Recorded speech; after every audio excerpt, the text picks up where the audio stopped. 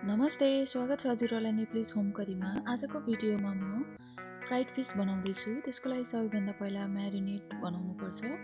बनाउनको लागि मैले एउटा बेबी स्पुन लिएकी छु र कचौरामा बनाउन सुरु गरेछु। सबैभन्दा पहिला बेसार, रातो धुलो खुर्सानी, यो अलि पिरो छैन, साथै फिश मसला, जिराको धुलो र नुन, साथै धनियाको पाउडर पनि राखेकी छु। त्यसको साथसाथै कर्नफ्लोर र मैदा, 2 चम्चा जति मैदा, कर्नफ्लोर 1 चम्चा जति राखेर सबै मरमसलाहरूलाई मिक्स गर्दैछु।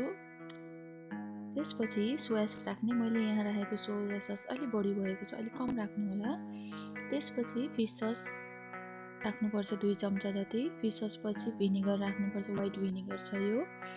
त्यसपछि तेल राख्ने, तोरीको तेल राख्दा राम्रो हुन्छ, मसँग थिएन त्यही भएर नर्मल तेल युज गरेकी छु।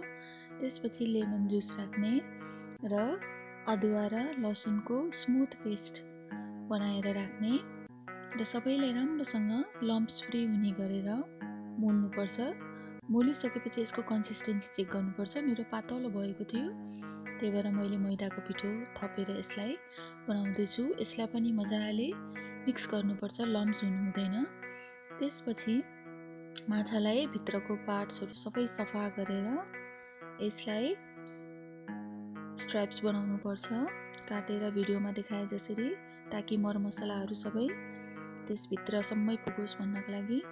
त्यसपछि म्यारिनेट बनाएर राखेकोलाई अब माछामा मोल्ने।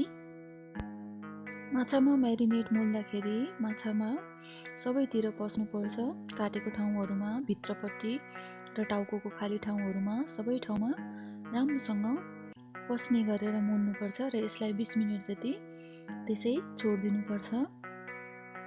त्यसपछि डिप फ्राई गर्नको लागि तावामा तेल तताउने र माछालाई फ्राई गर्नको लागि राखिदिने। मैले यहाँ म्यारिनेट गरेको माछालाई राखेकी छु।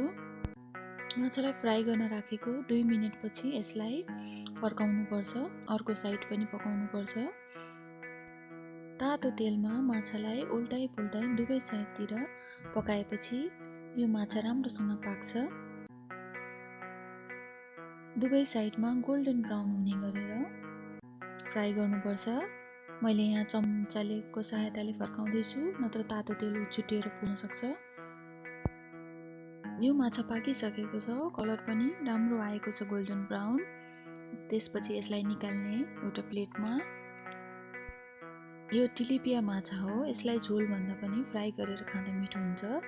अब यसलाई अलिअलि लेमन छर्किएर साथै चटनीसँग पनि खान सकिन्छ। यस्तै भिडियोहरू हेर्नको लागि यो च्यानल सब्स्क्राइब गर्नुहोला।